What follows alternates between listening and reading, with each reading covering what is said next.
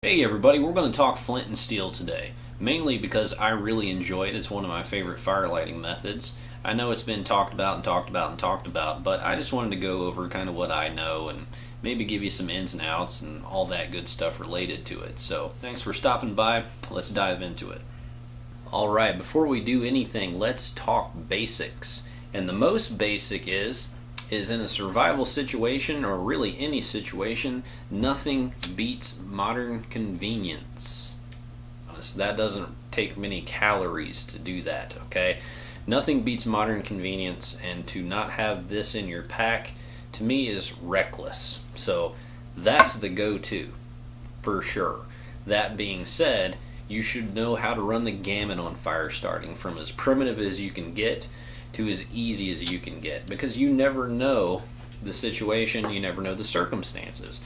So more primitive means of firecraft should definitely be in your arsenal. In my opinion, they should be backups. It shouldn't be your go-to. Whatever's easiest should be your go-to. Okay? In a real deal situation, it's not about being impressive, it's about survival. There's a bunch of ways to make fire, and if you practice and are proficient with all of them, in the end you won't have to worry. Alright, let's talk basic here. Rocks. This is easy to overcomplicate, and it's not that complicated. What you need is something that is harder than your steel, that'll give you a fairly sharp edge. That's what you need. That's pretty much anything above a 6 on the Mohs hardness scale. That's going to be your flints, your cherts, quartz. Those are probably the easiest one to find. A lot of people can't find flint in their area, but they have quartz readily available. Quartz will work just as well as flint. So you're not limited to just the classic flints. You can use quartz as well, and there's a lot of other stuff in there. The easiest bet is just to get out there with a piece of steel, learn how to do it, and experiment, and then you'll just become proficient at locating what rocks you need. Alright, let's talk steel. Got two knives sitting here, but there's two huge differences between these knives. High carbon steel, stainless steel. Sparks, no sparks. Simple as that. All of these strikers look a little different. Got kind of a pendant style here, just a little basic hand striker, basic C style striker. They look a little different, but one thing they all have in common, they're all high carbon steel. Stainless is not going to throw sparks. If you rely on stainless steel, good luck, you're going to be cold by the end of the day. You have to have a high carbon content in your steel. Now, there's lots of options out there for high carbon steel. There's shovels that are high carbon steel. Leaf springs, saw blades, files, there's all kinds of high carbon steel out there.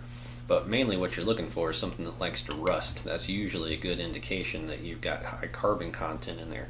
But that high carbon is important, and you need that carbon content. You're not going to get it out of stainless steel. Now, the next step of the equation is charred material. Big difference between this and a ferro rod. Yes, they both throw sparks. Are they equal? No. Ferro rods can be up in the 3,000 degree range with their sparks. These, the 600 to 800 degree range. That is a huge difference. That's why a ferro rod will ignite basic dry tinders, because it's burning far hotter than this. That being said, you really need something that's going to actually catch that spark, make things work for you. You're not limited to just charred material. Amadou and things like that, if properly dry, will take a spark and turn into an ember. However, charred material is really what you need for this. If you just have a nice pile of dried grass and you're going to go out there and throw a spark in that with this, good luck. You're better than I am. Now, in the good old days, char cloth, that was fancy stuff. What would have generally been used was more natural materials, such as charred punk wood, different grasses. There's a lot of stuff out there that will char and take a spark and get you an ember. Char cloth is probably one of the easiest. Doesn't take up a lot of space in your pack, but it's not the only option. It's probably the most popular, and you should know how to make it. But you'll make them all the same. It's basically burning your material in an oxygen-starved environment. This is a stainless steel knife.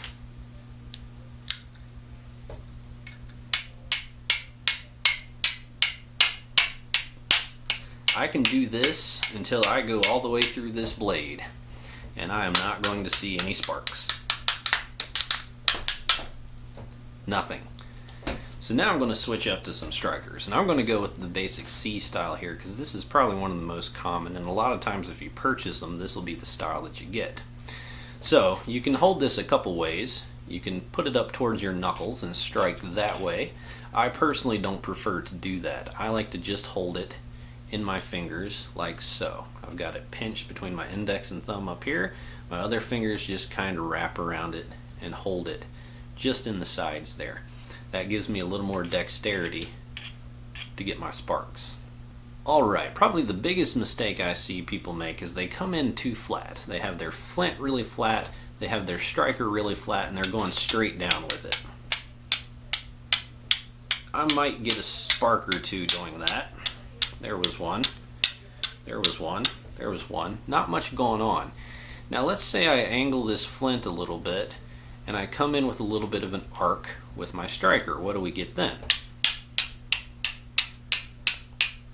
A lot more sparks.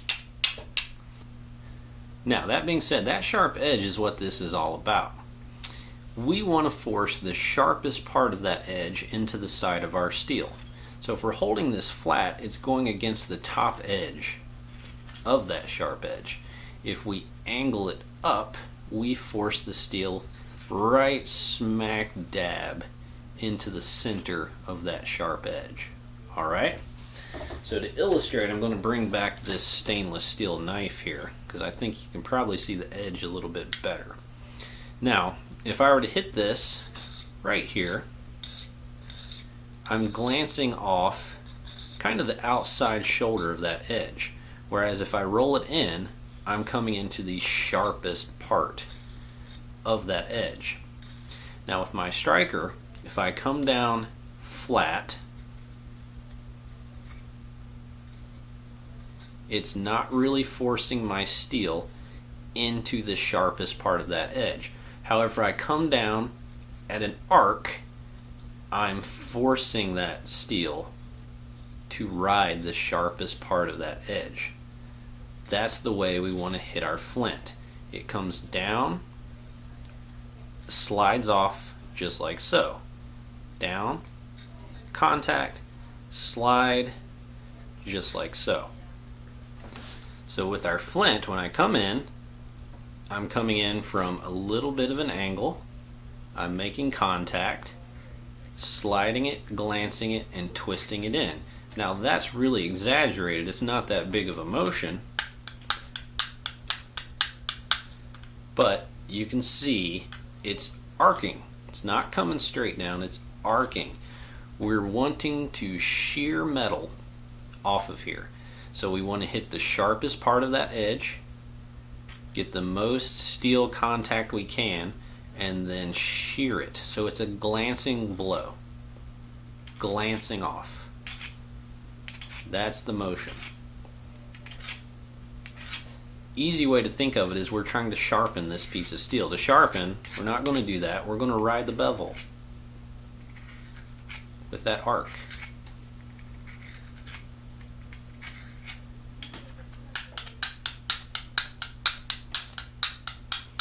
Now as I do that, you might hear there's some extra pops going on there. What I like to do is size it up. So I'll do a little test strike and then my final strike.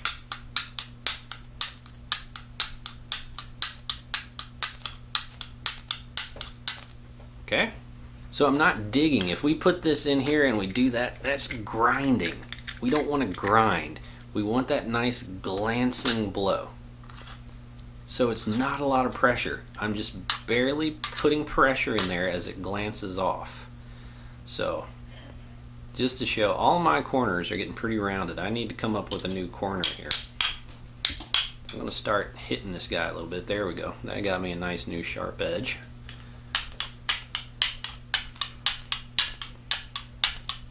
So the biggest thing I want to stress, guys, is the angles. Don't have your flint flat. No flat flint.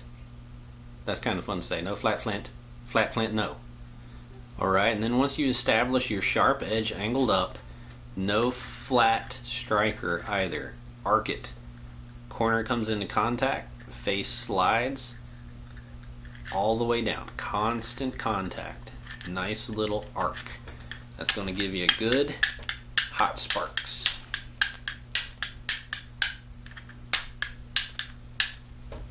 Now how do we use this? Well, if we've got char cloth, the easiest way to do it is to take your char cloth and set it right up on the top, right at the edge where you're going to be striking, like so.